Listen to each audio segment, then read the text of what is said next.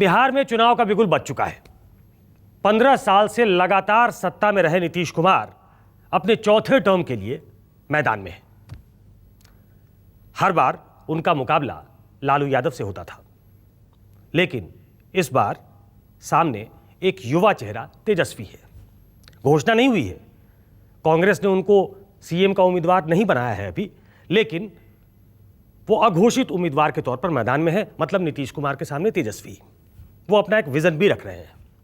चूंकि वो चैलेंजर हैं, आरजेडी मुख्य पार्टी है, कांग्रेस सपोर्टिंग रोल में है, तो मुख्य मुकाबला आप कहें तो आरजेडी के साथ है। आपकी दिलचस्पी होगी ये जानने में, और आप एक जागरूक दर्शक की तरह ये जानते हैं, और बिहार तो बहुत पॉलिटिकली बहुत मैच्योर स्टेट है, लेकिन फिर भी कुछ चीज़ें रेखांकित करना चाहता हूं, आपको बताना चाहता हूं कि किसकी क्या वीकनेस है, किसकी क्या स्ट्रेंथ है। जो चैलेंजर है उसकी भूमिका अहम हो जाती है। तेजस्वी चैलेंजर है। महागठबंधन की शक्ति क्या है, उसकी कमजोरी क्या है, इसका आकलन करते हैं। पहले सबसे पहले उसका मजबूत पक्ष है कि MY कॉम्बिनेशन, जिसके आधार पे लालू यादव ने इतना बड़ा अंपायर खड़ा किया, वो MY कॉम्बिनेशन है, मुस्लिम यादव कॉम्बिनेशन। वो कमोबेश इंटैक्ट है। आपको मालूम है इन दोनों के वोट करीब 30% होते हैं। ये उनका सबसे स्ट्रांग पॉइंट है।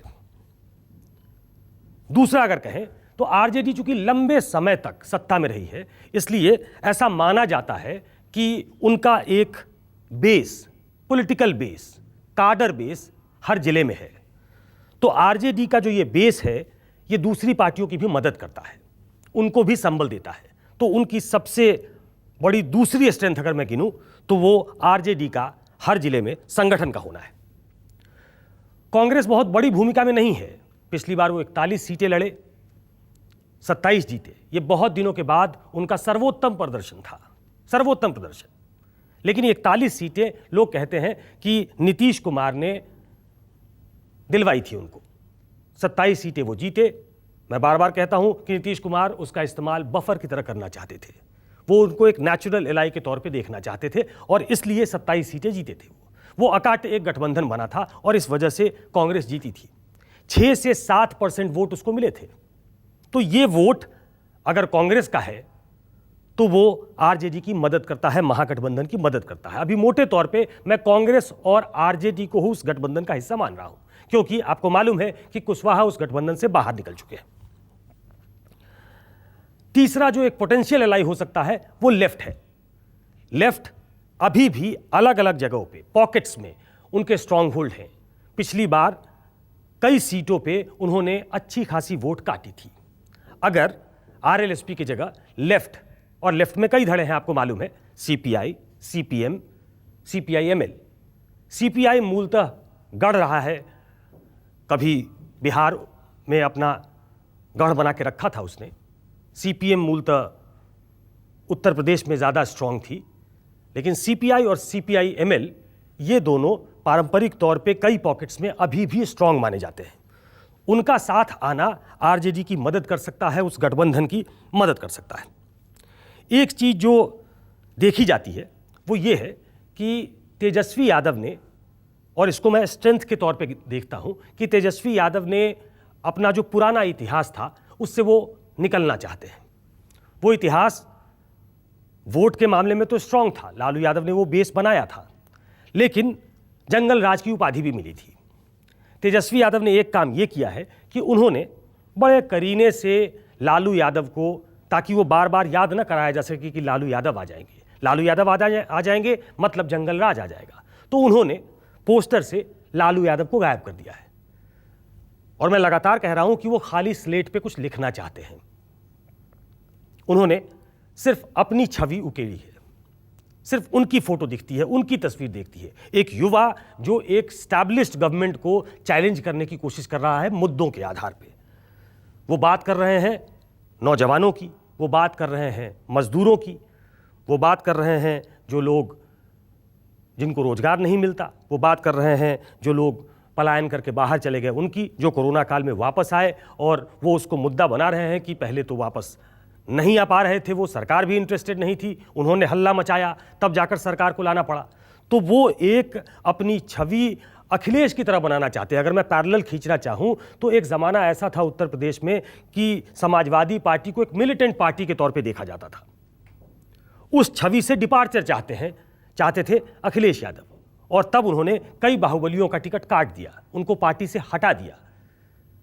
तेजस्वी यादव कुछ ऐसा करना चाहते हैं कि वो अपनी एक छवि जो इतने सालों में बनी थी आरजेडी की, उससे निकलना चाहते हैं। वो अपने मास बेस को, अपने सपोर्ट बेस को बढ़ाना चाहते हैं। चर्चा इस बात की भी है कि वो जो मुस्लिम यादव उनका कॉम्बिनेशन है, जिसके आधार पे वो टिकटें दिया करते थे, वो एक बहुत बड़ा कंसर्न होता था आरजेडी के लिए। वो सर्व समाज, मतलब बाकी समुदाय के लोगों को भी टिकट देकर अपने साथ लाना चाहते हैं, जो पारंपरिक तौर पे उनके वोटर नहीं माने जाते, उनको वो साथ लाना चाहते हैं। तो ये तो हो गई उनकी शक्ति। वीकनेस क्या है? वीकनेस है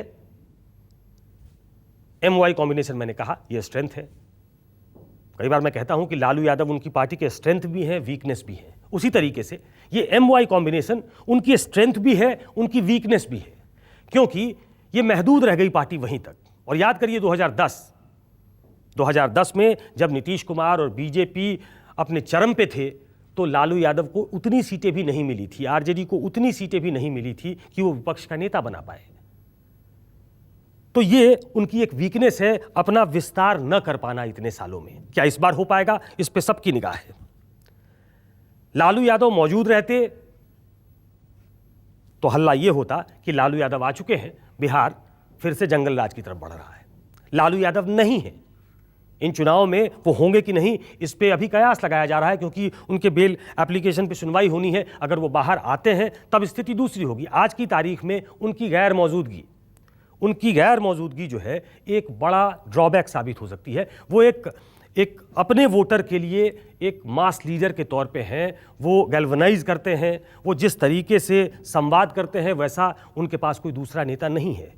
तो आरजेडी के मुखिया लालू यादव जो है वो उनकी गैर मौजूदगी एक वीकनेस के तौर पे है। वो इसलिए भी क्योंकि सहयोगियों से बात करना, तेजस्वी बहुत मैच्योर नहीं है। 5 साल हुए उनको राजनीति में आए हुए, पार्लियामेंट्री करियर उनका, लेजिस्लेटिव करियर उनका 5 सालों का ही है। तो वो कांग्रेस से, लेफ्ट से उस सेम पेज पे बात करने में उन्हें दिक्कत होती है, जो शायद लालू यादव कर सकते थे। तो लालू यादव की गैर मौजूदगी एक बड़ी दिक्कत है। तीसरा, तेजस्वी का मुख्यमंत्री के तौर पे इमर्ज कर जाना आरजेडी में। आरजेडी के तो उत्तराधिकारी हो गए वो, लेकिन बाकी पार्टियां, मांझी ने भी उन पे सवाल उठाए, बाहर हो गए, उन पे डेंट करते हुए बाहर हुए। कुशवाहा बाहर गए हैं, उन्होंने तेजस्वी पे हमला किया कि तेजस्वी जो है वो सामने नहीं खड़े हो सकते नीतीश कुमार के, कोई क्रेडिबल चेहरा चाहिए। तो वो डेंट किया उनके इमेज को। पहले ही भ्रष्टाचार के आरोप में नीतीश कुमार ने उनसे गठबंधन तोड़ लिया था, तो वो एक टेंटेड के तौर पे उनको पेश किए जाने की पहले भी कोशिश हुई थी। लेकिन दिक्कत यह है कि कांग्रेस भी उनको अभी अपना नेता मानने को तैयार नहीं है। वो गठबंधन के मुख्यमंत्री पद के उम्मीदवार अभी तक घोषित नहीं हुए हैं। तो तेजस्वी को नेता न मानना बाकी दलों का, ये एक ड्रॉबैक के तौर पे आप देख सकते हैं। तीसरा, जो मैंने कहा, लालू यादव एक सशक्त नेता थे, उनका एक कैंपेन का अपना स्टाइल था, कैनवास करने का अपना स्टाइल था, कैनवासिंग का अपना स्टाइल था। आरजेडी में, कांग्रेस में, इस गठबंधन में कोई ऐसा चेहरा जिसका अपनी एक छवि हो, जो चमत्कार पैदा कर सके, जो लोगों को कन्विंस करने में, जनसंवाद करने में उस तरीके से कारगर हो, पेनिट्रेट कर सके उसकी बातें, वैसी छवि नहीं है कोई, वैसा कोई नेता नहीं है उनके पास जो सीधे सीधे मुद्दों को लेकर जनता के बीच में जा सके। एक और ड्रॉबैक, वो ड्रॉबैक ये है कि नीतीश कुमार की जो 15 साल का शासन है उसको कटघरे में खड़ा न कर पाना। हाल के दिनों में तेजस्वी काफ़ी अग्रेसिव दिख रहे हैं। वो कुछ नए मुद्दे, युवाओं के मुद्दे, मजदूरों के, किसानों के मुद्दे सामने लेकर आ रहे हैं। बेरोजगारी को सेंटर स्टेज में रखना चाह रहे हैं, उसको डिस्कोर्स, पॉलिटिकल डिस्कोर्स में लाना चाह रहे हैं। लेकिन ये काम 3-4 साल पहले से होना था, ताकि एक मोमेंटम बनता। वो मोमेंटम भी अभी तक बनता दिखाई नहीं दे रहा है। और चूंकि ये बहुत पहले से शुरुआत इसकी नहीं हुई, इसलिए उस लेवल पे कि नीतीश की सरकार को सीधा सीधा आप कटघरे में खड़ा कर सकें, उसके लिए ज़मीन तैयार कर सके, वो ज़मीन तैयार है क्या, इस पे भी सवाल उठ रहे हैं। ये एक वीकनेस के तौर पे देखा जाता है कि तेजस्वी यादव ने वो नहीं किया। कई बार वो रिलक्टेंट दिखते हैं, कई बार वो बहुत अग्रेसिव होते हैं, लेकिन कई बार रिलक्टेंट दिखते हैं। और एक मैसेजिंग के लिए हो सकता है कि उपेंद्र कुशवाहा की परफॉर्मेंस उनके दावों को मैच नहीं करता, मांझी का परफॉर्मेंस उनके दावों को मैच नहीं करता, लेकिन बहुत बार ऐसा होता है राजनीति में कि कुछ चीज़ें आपको दिखाने के लिए, पब्लिक मैसेजिंग के लिए की जाती हैं। तब ऐसे में जब एनडीए में आने की होड़ लगी है, मांझी एनडीए में आ गए, उपेंद्र कुशवाहा नॉक कर रहे हैं एनडीए को और आपको लोग छोड़कर जा रहे हैं, तो ऐसे में होता यह है कि आपको दल छोड़ के जा रहे हैं, आप गठबंधन को बड़ा नहीं बना पा रहे हो, उसके आकार को, उस अम्ब्रेला को बड़ा नहीं बना पा रहे हो, तो ये भी एक ड्रॉबैक की तरह देखा जाता है। तो ये हो गई महागठबंधन की वीकनेस और स्ट्रेंथ। अब बात कर लेते हैं एनडीए की शक्ति की। एनडीए की शक्ति क्या है? एनडीए की सबसे बड़ी शक्ति ऊंची जातियों का उसके साथ होना है। पारंपरिक तौर पे पिछले कुछ सालों में ऐसा हो गया है, पिछले कुछ दशकों में कह सकते हैं कि जो ऊंची जाति के लोग हैं वो एनडीए के समर्थक माने जाते हैं।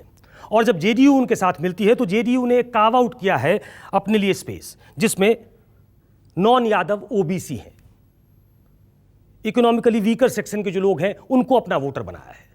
दलितों में महादलित कार्व आउट करके एक अपने लिए बनाया है। तो नॉन यादव, ओबीसी, ईबीसी, महादलित, ये उनकी शक्ति है, ये उनका वोट बेस है। जैसे महागठबंधन के केस में, आरजेडी के केस में एमवाई कॉम्बिनेशन है। मोदी की लोकप्रियता, ये दूसरा सबसे बड़ा मुद्दा बन सकता है जो उनके लिए लाभकारी साबित हो सकता है। वो प्रधानमंत्री की मौजूदगी है। प्रधानमंत्री की लोकप्रियता अभी भी कहते हैं कि बनी हुई है, तो नीतीश कुमार को वो कॉम्प्लीमेंट कर सकते हैं, या नीतीश कुमार की अगर पहले जैसी लोकप्रियता नहीं है तो उसको कंपनसेट भी कर सकते हैं। तो ये एक स्ट्रेंथ के तौर पे देखा जाता है कि नीतीश कुमार की योजनाएं हो और नरेंद्र मोदी का साथ हो। नरेंद्र मोदी की जो सेंट्रल की योजनाएं हैं और नीतीश कुमार की जो स्टेट की योजनाएं हैं, अगर दोनों इन टैंडम चलेंगे तो दोनों बड़े नेता महागठबंधन को बीट कर सकते हैं। ये उनको शक्ति के तौर पे देखा जाता है। नीतीश कुमार का अनुभव, नीतीश कुमार का जो पॉलिटिकल एक्यूमेन है, नीतीश कुमार का जो बिहार में एक उनकी जो छवि है, या बिहार में जो उनके गवर्नेंस का ट्रैक रिकॉर्ड, जो उन्होंने एक नैरेटिव बिल्ड किया है कि उनकी यूएसपी गवर्नेंस है, तो पॉलिटिकल मैच्योरिटी, पॉलिटिकल सिचुएशन को हैंडल करने की कैपेबिलिटी जो नीतीश कुमार की है, तो उनके सामने एक प्रेसिडेंशियल फॉर्म बनाया जाएगा कि उनके सामने तेजस्वी यादव है जो अपेक्षाकृत युवा हैं, क्या वो कर सकते हैं? तो ये एक बड़ा इशू होगा और ये स्ट्रेंथ की तरह देखा जाता है एनडीए का। कुछ चीज़ें जो लोगों तक पहुंची हैं, जैसे बिजली, जैसे सड़क, जैसे शराबबंदी, इन चीज़ों का भी साफ असर दिखाई दे सकता है। ये याद करिए 2010 के चुनाव में भी ये एक बड़ा मुद्दा था जब नीतीश कुमार चुनाव लड़े थे। तो ये ग्राउंड पे आपको दिखाई दे सकता है कि ये एक बड़ा मुद्दा होगा और ये रिफ्लेक्ट कर सकता है कि इन चीज़ों पे हमने काम किया है जिससे आम लोगों का सरोकार है। दो और चीज़ें जो स्ट्रेंथ है ये बता दूं। पहला, बीजेपी का मजबूत एक ऑर्गेनाइजेशनल स्ट्रेंथ, जो सांगठनिक क्षमता है उनकी, वो बहुत स्ट्रांग है। जेडीयू की उस कदर मजबूत नहीं है, लेकिन बीजेपी उसको कंपनसेट करती है। बीजेपी का मजबूत सोशल स्ट्रेंथ, ऑर्गेनाइजेशनल स्ट्रेंथ माफ कीजिएगा, वो एक बड़े स्ट्रेंथ के तौर पे देखा जाता है। और तीसरा, ये पूरा कोरोना काल में जो चुनाव है वो सोशल मीडिया पे लड़ा जाना है और बीजेपी की सोशल मीडिया पे बहुत स्ट्रांग प्रेजेंस है, उसको कोई झुठला नहीं सकता। वो कई बार इन्फॉर्म भी कर सकते हैं, कई बार मिस इन्फॉर्म भी कर सकते हैं, लेकिन चुनाव में सब जायज होता है। तो ये एक बड़े स्ट्रेंथ के तौर पे देखा जाता है। जेडीयू भी उनको कैचअप करने की कोशिश कर रही है, लेकिन वो शायद उनको मैच ना कर पाए। लेकिन दोनों की कंबाइंड स्ट्रेंथ सोशल मीडिया पे बहुत ज़्यादा होगी और ये एक लाभकारी संकेत हो सकता है, स्ट्रेंथ के तौर पे देखा जा सकता है एनडीए के। अब बात करेंगे हम वीकनेस की। एनडीए की वीकनेस क्या है? अब वीकनेस क्या है? एनडीए की वीकनेस क्या है? एनडीए की वीकनेस सबसे बड़ी 15 साल की एंटी इनकम्बेंसी। 15 साल एक बहुत बड़ा वक्त होता है, एक बड़ा कालखंड होता है। फिर आपको लोग कंपेयर करते हैं कि 15 साल, 5 साल तो हनीमून पीरियड होता है, 5 साल एक और मिल गया, आपने थोड़े बहुत भी काम किए तो लोगों को लगता है कि हम आगे बढ़ रहे हैं। लेकिन जब आप तीसरे टर्म में आते हो तो लोगों की एक्सपेक्टेशंस बढ़ती हैं। पहले लॉ एंड ऑर्डर एक बड़ा मुद्दा था, लॉ एंड ऑर्डर ठीक हुआ, सड़कें नहीं थी, सड़कें बनने लगी, तो बहुत अच्छा रेट किया गया नीतीश कुमार को। लेकिन अब 15 साल में एक फटीक सा आ गया है। जो थर्ड टर्म है नीतीश कुमार का, उसमें एक फटीक दिखता है। उसमें कई लेवल पे नीतीश कुमार, कई मानक पे उनको क्वेश्चन किया जाता है। उन्हें क्वेश्चन किया जाता है कि शिक्षा के क्षेत्र में क्या हुआ, स्वास्थ्य के क्षेत्र में क्या हुआ, बुनियादी सुविधाएं मिल पाई क्या, नहीं मिल पाई, ऐसा विपक्ष का आरोप होता है। और ये आरोप चस्पा होता है। अगर ये मुद्दे बन जाते हैं तो ये एक बड़ा मुद्दा है। नीतीश की लोकप्रियता, और ये सब आता है नीतीश की लोकप्रियता में, कि नीतीश की लोकप्रियता 2010 वाली नहीं है। एक जो फटीक जिसने घर किया है, उसने नीतीश की लोकप्रियता को कम किया है। 2010 के मुकाबले 2020 में नीतीश उतने पॉपुलर नहीं है। हालांकि नीतीश आज भी ऐसे चेहरे हैं, जब 2015 में वो लालू यादव के साथ गए, लालू यादव की पार्टी एक बड़ी पार्टी थी, लेकिन नीतीश कुमार को चेहरा बनाना पड़ा, क्योंकि गवर्नेंस के तौर पे लोग अभी भी, वो एक टीना फैक्टर है कि नीतीश कुमार के सामने कोई नहीं है। लेकिन नीतीश कुमार की लोकप्रियता 2010 वाली नहीं है, ऐसा आम तौर पे लोग मानते हैं। तो ये उनका एक ड्रॉबैक देखा जाता है। सीटों में खींचतान, एलजेपी जिस तरीके से उनके गवर्नेंस पे ही सवाल उठा रही है। एलजेपी एक ट्रस्टेड एलाई रही है बीजेपी की। बीजेपी के साथ नरेंद्र मोदी को सैंक्टिटी देने वाले में सबसे पहले रामविलास पासवान थे। वो छोड़कर भी गए थे नरेंद्र मोदी की वजह से, ऐसा वो क्लेम कर रहे थे, ऐसा बताते हैं। 2002 में गुजरात दंगों के बाद वो छोड़कर चले गए थे, लेकिन 2014 में जब वो जुड़े फिर से एनडीए के साथ, तो उन्होंने एक तरीके से नेशनल लेवल पे सैंक्टिटी दी नरेंद्र मोदी को। तो वो एक ट्रस्टेड एलाई है। लेकिन वो ट्रस्टेड एलाई जो है, अपने एक दूसरे सहयोगी जेडीयू के जो मुख्यमंत्री हैं, उनके कामकाज से खुश नहीं है। वो हर बात में सवाल उठा रहा है। वो नीतीश कुमार के चेहरे पे भी सवाल उठा रहा है। तो सीटों के लिए जो खींचतान है, बंटवारे में जो खींचतान है, वो एक बड़े ड्रॉबैक की तरह देखा जाता है। नीतीश का समर्थन एलजेपी गठबंधन में नहीं हो रहा। क्यों नहीं हो रहा? क्या वो बीजेपी के साथ हैं? वो बीजेपी के बफर की तरह काम करना चाहते हैं, जैसा एक ज़माने में कांग्रेस जेडीयू के लिए कर रही थी, या जेडीयू चाहती थी कांग्रेस हमारे लिए करे? तो वो एक ड्रॉबैक के तौर पे होगा, क्योंकि एक आवाज़ आनी चाहिए गठबंधन से जब आप चुनाव में जाते हो, कि सब एक पेज पे हैं। वो अभी तक एक पेज पे नहीं दिख रहे हैं। लालू यादव का जो मुद्दा था कि वो जंगल राज आ जाएगा, लालू यादव चूंकि फिजिकली नहीं है, जैसा मैंने आपको पहले बताया, तो क्या वो मुद्दा चढ़ पाएगा? क्या वो लोगों के दिमाग में आ पाएगा? क्या उनके मानस पटल पे अंकित हो पाएगा कि इस बार अगर नीतीश कुमार को नहीं जिताया तो लालू यादव आ जाएंगे? लालू यादव का एब्सेंस कई बार ड्रॉबैक साबित होगा एनडीए गठबंधन के लिए। बुनियादी सुविधाएं, एक और ड्रॉबैक है कि बुनियादी सुविधाएं जो हैं लोगों को जो मिलनी चाहिए, शिक्षा होगी, स्वास्थ्य, जो बाकी चीज़ें लोगों को, रोजगार मिलनी चाहिए थी, जिसकी चर्चा मैंने पहले की है, वो क्या अवेलेबल हो पाई, लोगों को मिल पाई? ये अगर नैरेटिव बिल्ड होता है तो नीतीश कुमार के लिए जवाब देना, एनडीए के लिए जवाब देना मुश्किल होगा। ये एक बड़े ड्रॉबैक की तरह देखा जाता है। तो ये आपने देखा कि एनडीए की शक्ति क्या है, उसकी कमजोरी क्या है, यूपीए की शक्ति क्या है, उनकी कमजोरी क्या है। लेकिन ये कागजों पे है, ये आकलन है। चुनाव रणभूमि में होता है, मैदान में होता है। वहां क्या होता है, ये चुनाव के वक्त देखने को मिलेगा। हम आपको इस बीच अपडेट करते रहेंगे। नमस्कार, मैं हूं मानक गुप्ता। अगर आपको हमारा ये वीडियो पसंद आया हो तो इसे लाइक और शेयर जरूर करें, और हां, हमें सब्सक्राइब और फॉलो करना ना भूलें, ताकि आप देश और दुनिया की कोई खबर मिस ना करें। तो जुड़े रहिए हमारे साथ और देखते रहिए News 24।